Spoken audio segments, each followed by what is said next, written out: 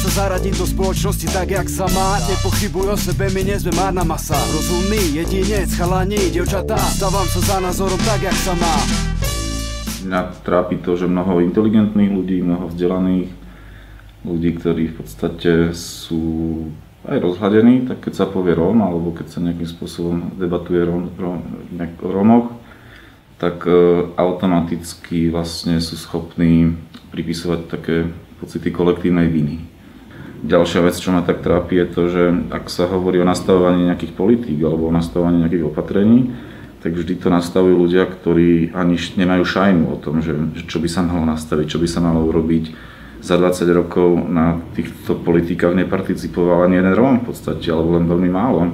Vždy to nastavujú ľudia zvonku, ktorí nie sú Rómovia, ktorí to nepoznajú. A pravda je, že už dnes máme na Slovensku množstvo Rómov, ktorí sú schopní, ktorí sú odborníci v tých svojich oblastiach, či už vzdelávanie, alebo bývanie, alebo iné témy, ktoré sú dôležité.